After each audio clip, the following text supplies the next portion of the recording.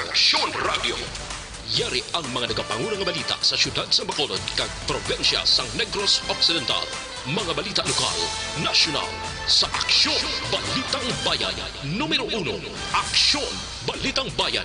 Numero 1, two-time kapisanan ng mga broadcasters, Golden Dove nominee for Best Provincial Newscast. Aksyon Balitang Bayan. Numero 1. Aksyon Balitang Bayan. Numero 1. Kagkaroon ang inyo News Team.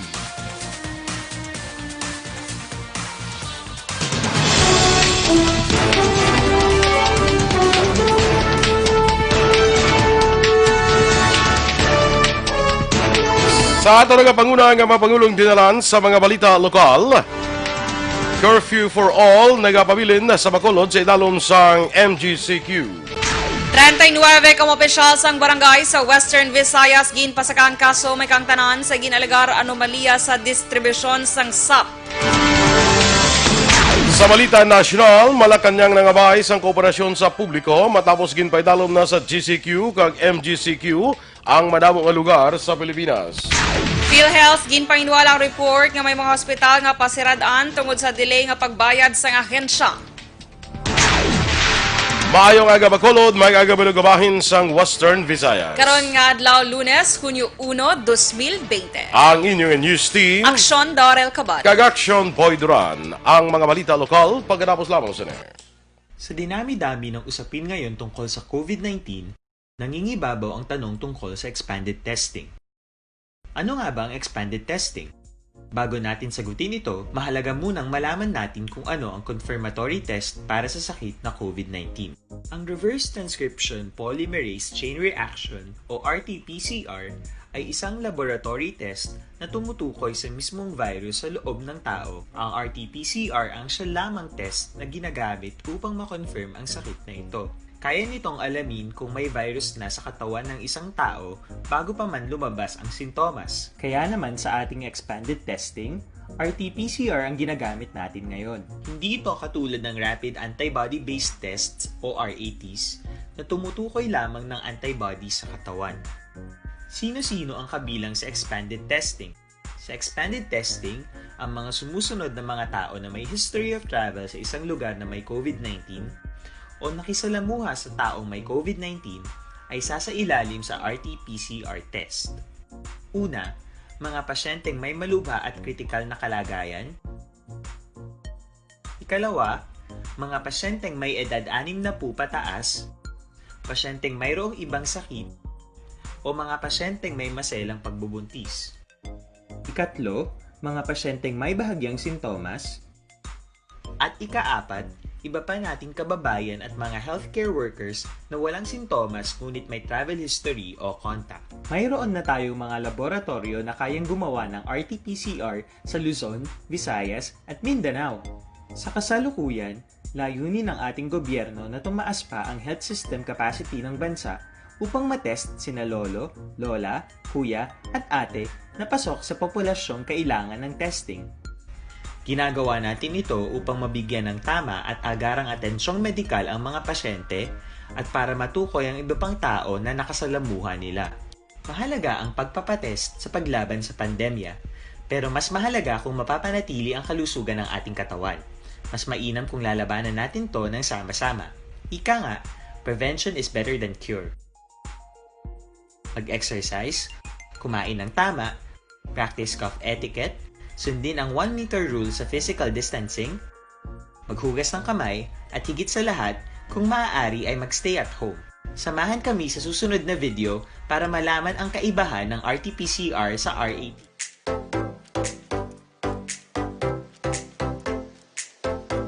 Mga ka-aksyon, madamo sa nag-play line na pamaagi at protektahan ang imong kaugalingon batok sa novel coronavirus 2018 o ng COVID-19.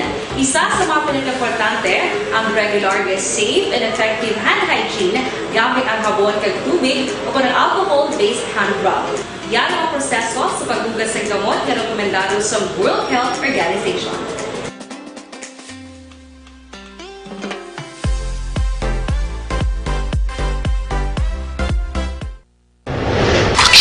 Balitang Bayan, Numero 1.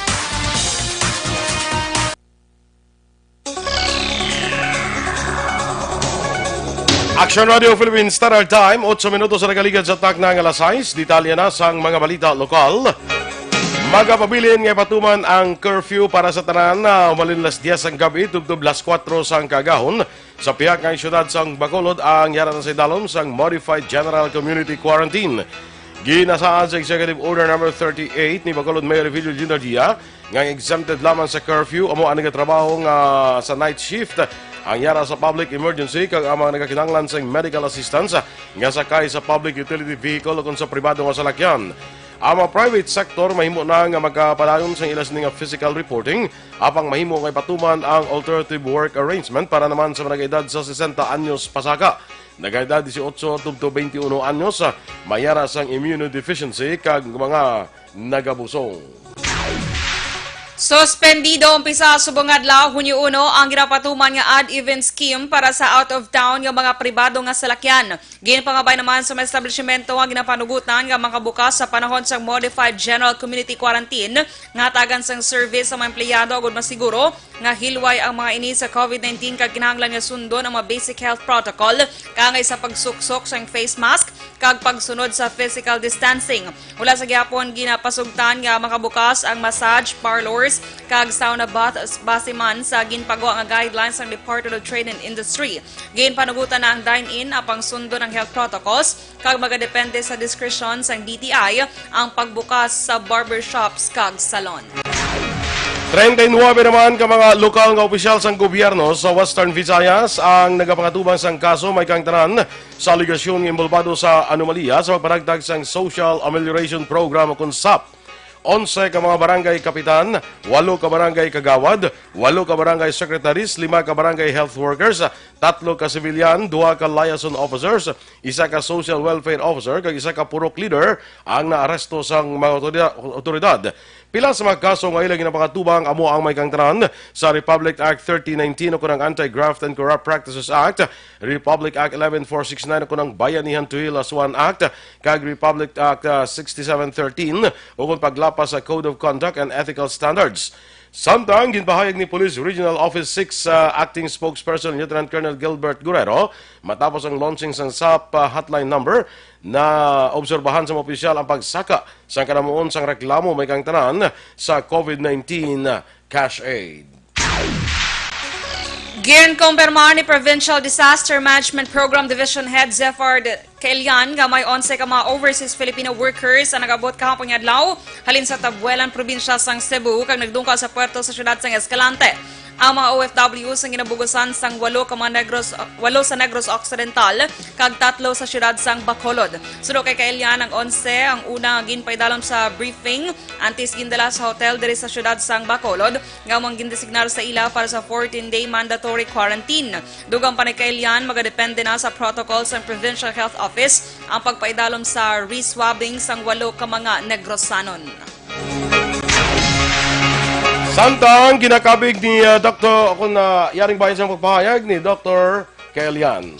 Bali, 11 lang ni sila, 3 ang yakabakolo do, 8 yaka negros.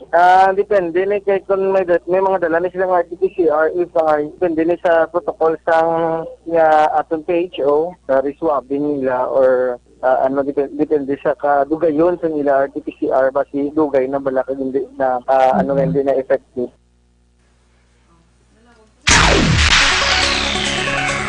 Sa mga duwa pa naton nga mga balita lokal, ginakabig ni Dr. Grace Tan sang CHO Bacolod nga paghatag sang posibilidad kung tsansa nga pagsulod kag posible paglaptas sang coronavirus disease sa Bacolod kag probinsya sang Negros Occidental ang pagpanugot sang liwat nga pagbalik sang sea kag air travel nga mag-umpisa karon nga adlaw Hunyo 1 sa pagsugod sang Modified General Community Quarantine sa Bacolod. Suno kay Tan ang liwat nga pagbukas sang makatugay ni sang katalagman sa kadaman, ilabi pa nga hindi makontrol ang pagsulod sa tao gikan sa naglain-lain nga lugar. Duha man ni Tan ang tao nga damlag lang na infect sang virus ang hindi gilayon nga ma-detect sa iyas ni nga pag-abot bago nagdugay pa ini sang 5 tubtub 7 ka adlaw antes mag-develop ang virus sa lawas.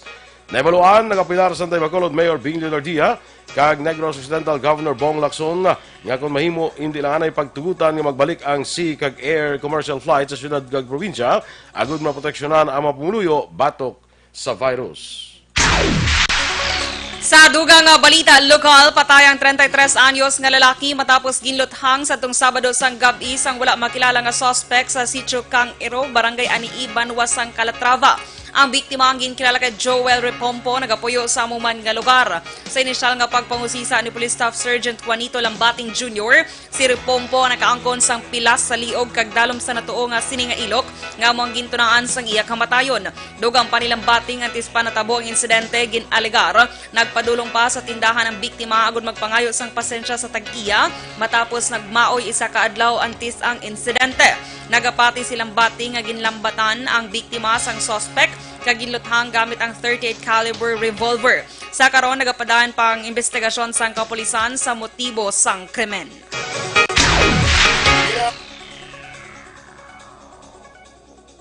Ginakondenar naman sa kalipunan ng damayang mahirap o kung kadamay Negros ang brutal nga pagpatay sa itong Mayo 28 sa isa ka urban poor leader nga si Carlito Carlets Badion Jr. sa barangay Gintigian, siyudad sang Ormoc, probinsya sang Leyte.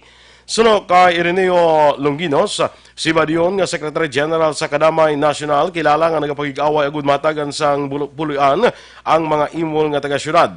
Si Badion ang ginargar ginsunog ang iyas ning lawas antes ginlutang sa wala makilalan nga suspetsado. Nagapati si Longinos nga ang motibo sa pagpatay kay Badion may kang tanan siya political nga panindugan kag trabaho. Dakop ang duha ka ginalagad drug pusher sa bypass operation sa gintingog mapuwersa sa Police Station 2 kag City Drug Enforcement Unit sang Bacolod PNP sa Purok Lampirong, Barangay 2, Siyudad sang Bacolod. Ang mga suspect ang ginkilala nga Sanday Elman Mundo, 39 anyos, nagapuyo sa East Homes 3 kag April Lloyd Lobaton, 43 anyos, nagapuyo naman sa Country Homes 3, Barangay Estefania sa amo nga syudad. Sunod kay Police Major Sherlock Gabana ang subjects ng ila operasyon. Amo si Mundo kag ginakabig bilang high-value individual. Nakuha sa mga suspect ang ulo ka plastic sachet sa ginasuspetsuhan shabu nga may market value nga 434,000 ka pesos, puti nga Innova nga salakyan nga ginapatihan ginausar sa mga suspect sa transaksyon sa ang illegal nga droga, kwarta kag drug paraphernalia. Dugang panigabana samtang ginapatigan ang operasyon, naaktuhan sang kapulisan ang isa pa kasalakyan nga nagasakay o kung ang nagasakay nagbakal sang ginasuspetsohan shabu sa Ilananday Mundo kag Lobaton. May lagsanay pa nga natabo apang nadakpan ang duha nga ginkilala naman sa Ilananday Antonio Enrique Locsin, 22 anyos, sa Barangay Zone 7, Siyudad sang Talisay, kag Paulo Togle nagapuyo naman sa Barangay Villamonte, Siyudad sang Bacolod. Suno kay Police Lieutenant Paul Vincent Pendon, head sang CDEU, ang duhang ginakabig ng mga newly identified drug personality. Nakompiskar sa mga suspect ang 5 ka plastic sachets ang ginasuspetsohan shabu nga may 15 gramos ang kabugaton kag may market value nga 212,000 ka pesos. Isa ka 38 caliber revolver nga may 2 ka bala kag Isuzu Cruise Wind nga moang ginusar sa pagpalagyo sa mga suspect. Sanday Locsin kag Togle nagapangtubang sang kaso nga paghupot sang illegal nga droga kag armas. Aksyon Radio Philippine Standard Time, las 6:17. Kag sa ato naman mga ka-aksyon nga nagapangita sang habon nga epektibo, garantisado kag wala sang preserbatibo, magamit na sang Dr. Alfred's Mangosteen Soap. Ang Dr. Alfred's Mangosteen Soap, original ni nga habon nga may mangosteen extract, natural, organic, antiviral kag antibacterial. Para sa mas epektibo nga paggamit, ipabilin sa tubtub 3 ka minuto sa imong lawas samtang padayon ang pagkuskus. Safe, bangod wala ini sang chemical component. Magluwas diri ang Dr. Alfred's Mangosteen Soap ang pwede man gamiton bilang feminine wash, shampoo sa stubborn dandruff o kon kaspa, anti-pimple soap kag anti-skin allergy. So sa aton mga ka-aksyon, magamit na sang Dr. Alfred's Mangosteen Soap ang habon nga original. Kag sa aton bala nga mga ka-aksyon para malikawan naton ini mga respiratory diseases, parehas ang ubo, sipon, trangkaso, kag hilanat nga mga amon isang ginasiling bala mga sintomas kuno sa COVID-19 basi ma-quarantine kabalikawan ginaton ini nga kasi sa mga balatian. Amo na ang ginarekomendar naton sa inyo ining Dr. Alfred's Pure Mangosteen Capsule and Tea. Ang Dr. Alfred's Pure Mangosteen Capsule and Tea puno ini sang vitamin C, natural kag organic, wala sang preservative kag himo sa pure mangosteen. Kagabalo bala kamo nga ang ining Dr. Alfred's Pure Mangosteen Capsule ang dito sa Amerika manakabato ini sang international award kag gina-export na ini sa Amerika ang Dr. Alfred's Pure Mangosteen capsule and tea. Puno pa ini sang vitamin B complex, ang B1 para sa aton nga nerve o reflexes, ang B6 para sa aton suning baga, pabakod sa aton baga, likaw kita sa ubo, ang B12 para sa maayong absorption sang sustansya halin sa pagkaon nga aton ginakaon. So mag Dr. Alfred's Pure Mangosteen Capsule and Tea ka na, kay puno ini sa vitamin C, natural ka organic, wala sang preservative, kag himo sa pure mangosteen. Mabakalan sa tanan nga sanga sang Sincere Drugstore, Wakong Chinese Drugstore, Consuelo Drugs, kag iban pa nga mabutika malapit lang sa inyo lugar. Malacanang nakabahay sang kooperasyon sa publiko matapos ginpaidalom na sa GCQ kag MGCQ ang madamong nga lugar sa Pilipinas. Samtang PhilHealth ginpanghiwala ang report nga may mga hospital nga pasiradan tungod sa delay nga pagbayad sang ahensya. Ang mga balita nasyonal sa pagbalik sang Aksyon, Balitang Bayan Numero 1. Life Extension.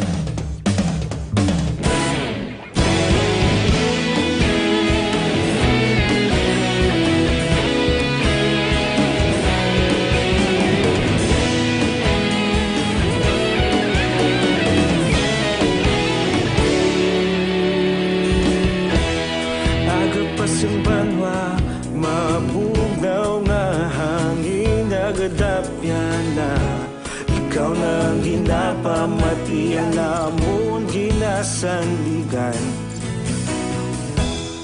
tingog sang probinsya kamatuuran ginapalap na minsay nga may dala paglaom kag kasanat.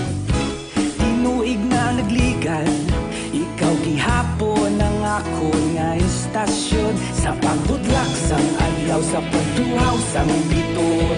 Mga balita nga dala inspirasyon, Aksyon radyo, bakolod man sa gihapon. Patayon Aksyon radyo, bakolod saludo sa imo.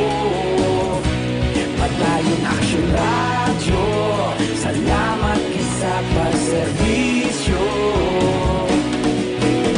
Patas kag balanse, matuod nga mensahe, wala sang ginadang piligan. Patayon Aksyon radyo.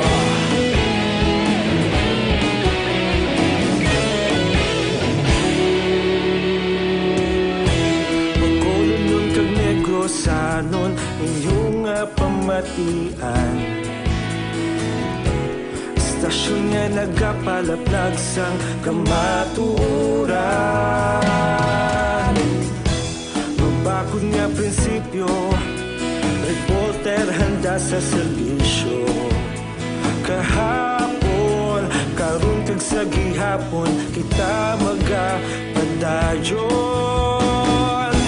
Tinuig na nagligan, ikaw gihapon ang akon nga istasyon sa pagbutlak sang adlaw sa pagtuhaw sang biton.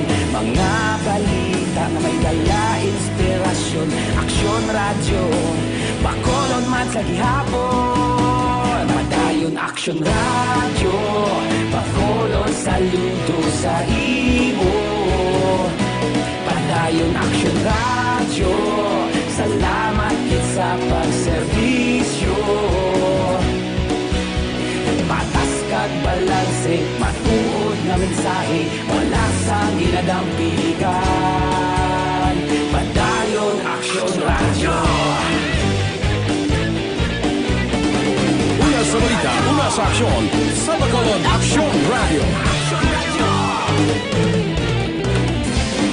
Una sa balita, una sa aksyon, sa Bacolod Aksyon Radio. Ikaulog na ngay, sabisan anong nakaintangan.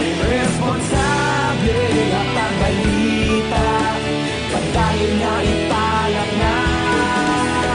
Malasig pero sigurado, aksyon na may dala pagpalanggan.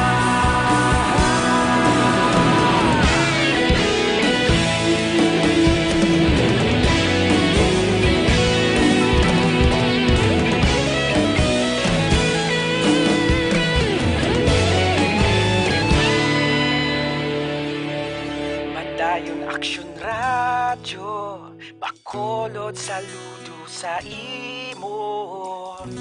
Padayon Aksyon Radio, salamat gid sa pagserbisyo.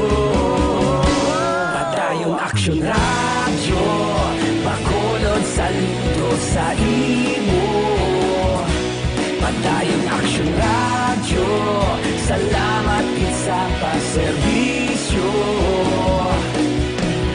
Patas kag balance.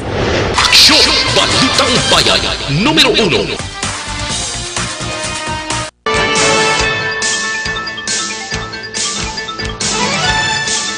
Aksyon Radio Philippines Standard Time, las 6:24. Detalye na sang mga balita nasyonal. Nangabay sang kooperasyon sa publiko ang Malacanang matapos nga ipaidalom na sa General Community Quarantine kag Modified General Community Quarantine ang Pilipinas umpisa sa karon nga adlaw Lunes, Hunyo 1. Sunod kay Presidential Spokesman Harry Roque, ginplastar na sang gobyerno ang tanan nga pamaagi agud masiguro nga luwas ang tanan sa COVID-19.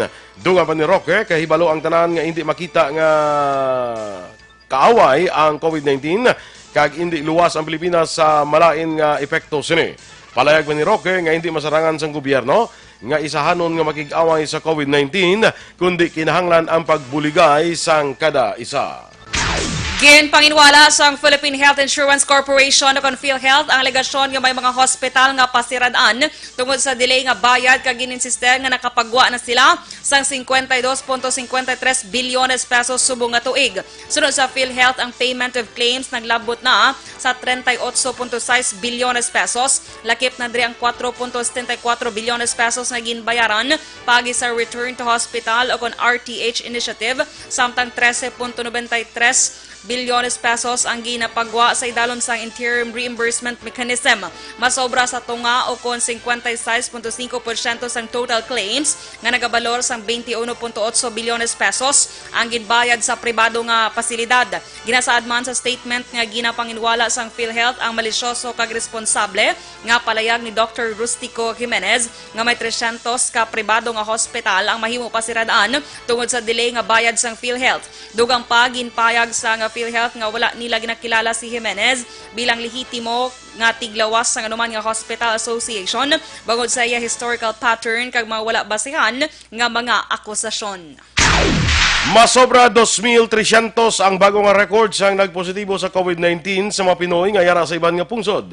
Sa datos ng Department of Foreign Affairs tubtob Mayo 31, naglambot na sa 5,184 ang mga kumpirmado nga positibo sa COVID-19 nga Pinoy halin sa 47 ka pungsod kag rehiyon. Sa nasambit nga kadamuon mayara sang 2,694 ang padayon nga nagapabulong sa nagalain-lain nga ospital. Nadugangan naman sa 1,176 ang kadamuon sang nakarecover. Rason nga yara na sa 2,151 ka overseas Filipinos ang total recovery sa COVID-19. Samtang nagapabilin sa 339 ang kadamuon sa mga Pinoy abroad nga napatay bangod sa masakit. Nagapanguna nga may pinakamadamo nga kumpirmado sa COVID-19 positive nga Pinoy ang yara sa Middle East Africa nga may 3,219.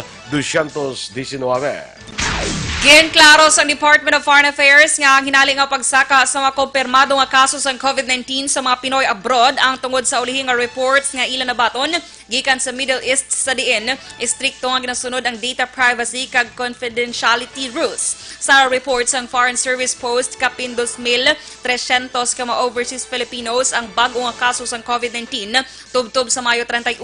Mayara sa 80% ini nga pagsaka halin sa datos sang Mayo 30. Tungod sini naglambot na sa 5,184 ang kumpirmado nga kaso sa overseas Filipinos. Ginpasiguro naman sa DFA nga padayon sila nga makig-angot sa gobyerno sa naglain-lain nga pungsod agud matutukan ang sitwasyon sa mga Pinoy angot sa COVID-19. Natalana ang mga pauli sa Pilipinas ang malapit sa 400 ka distressed overseas Filipino workers alin sa Kuwait.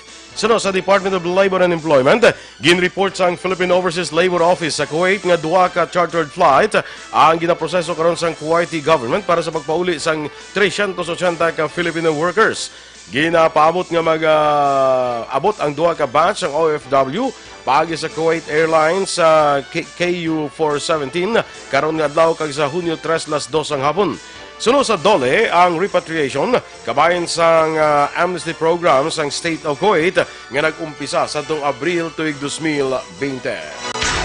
Naglambot na sa 31,352 ka overseas Filipinos ang na-repatriate umpisa sang magpapuli sang mga Pinoy nga apektado sang COVID-19. Sunod sa Department of Foreign Affairs, sa nasambit nga kadamuon 20,633 o kon 65.8% ang sea-based samtang 10,719 kon 34.2% ang land-based. Kalakip sa datos ang pag-abot sang overseas Filipino workers halin sa United Arab Emirates. Dugang pa ang repatriation sa mga luyag magpauli sa Pilipinas.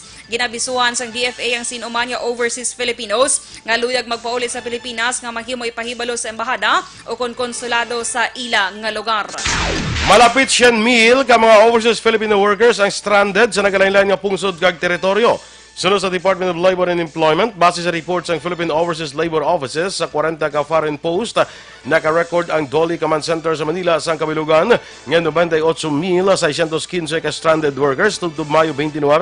Sa among nga kadamuon, 83,483 ka OFWs ang yara sa Middle East, samtang mayara sang 12,050 sa Europe kag American region, samtang mayara naman sang 3,082 sa kaiping Asian countries. Sunod sa ahensya nga may pila ka OFW ang apektado sang lockdown, samtang iba naman nga distressed OFW nga luyag ma-repatriate ang hindi makapauli bago wala pa sang commercial flights. Nag-anunsyo ang kompanya nga Petron nga may rollback ini sa presyo sang liquefied petroleum gas kon LPG. Mayara sang 30 centimos kada kilo nga buhin sa produkto sa nga LPG umpisa alas 12:01 sang kagahon Hunyo 1. Ginanunsyo man sang kompanya nga mayara sang 17 centimos kada litro nga buhin sang auto LPG. Ini ang maga-reflect sa international contact price sang LPG para sa bulan sang Hunyo.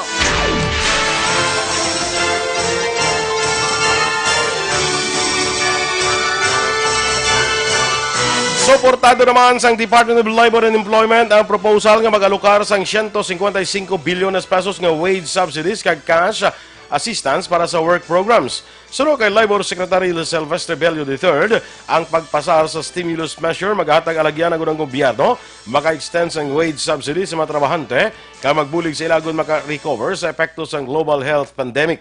Una diri ginaduso ni Marikina City Representative Stella Luz Kimbo ang 370 bilyones pesos nga fiscal stimulus package agud ma-address ang impact sang COVID-19 sa ekonomiya sang Pilipinas. May 6,500 ka kwalipikado nga pamilya sa National Capital Region kag iban pa probinsya magabaton sang 3,500 pesos pagit sa 17 milyones pesos nga assistance program sang Philippine Red Cross. Sunod kay PRC Chairman kag CEO Senator Richard Gordon, ang pamilya magabaton sang cash grants ang taga-syudad sang Quezon, Manila, Marikina, Pasay, Las Piñas, San Juan kag Mandaluyong sumungman sa probinsya sang Rizal, Bulacan kag syudad sang Olongapo. Magluwas sa cash aid mayara sang food relief pack nga nagakaigo para sa 2 ka semana ang ihatag sa mga benepisyaryo. Aksyon Radio Philippines Standard Time, las 6:32. Kag para naman sa atong mga ka-aksyon, kaupod sa pag-take ninyo sa inyong mga food supplement, hindi gid magkalipat nga mag-inuman sang CL-Pito-Pito. Ang CL-Pito-Pito mga ka-aksyon, ang may 26 mg ng vitamin C kagabulig ini, pabaskog sa atong immune system. Mga ka-aksyon, likawan lang gid naton ang nagabaligya house to house para sa peke nga CL nga nabutang sa mineral o kon plastic bottle o kon sa lapad bottle. Para sigurado kag garantisado, magdiretso bakal sa ginasaligan nga butika o kon farmasya. Available man ini sa Fritzy Store dira sa may Barangay Carabalan, Public Market, syudad sa nga Himamaylan. Laking CL-Pito-Pito, laging panalo. Inyong ipamatiyan natin mga balita diri sa Aksyon, Balitang Bayan Numero 1. Standby na sa Aksyon Report, second portion. Upod kay Aksyon, Fred Salanga. Balikay kita sa atong dugang nga mga balita sa Aksyon Balita Morning Edition. Upod gyapon sa inyong news team. Aksyon Dorel Cabatu. Kag Aksyon Boy Duran, una sa balita, una sa Aksyon. Sa Bacolod Aksyon Radio.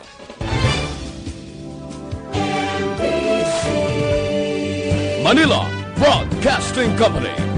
Sa balita, komentaryo, isyu, serbisyo publiko. Aksyon Radio! Sa Bacolod, Aksyon Radio!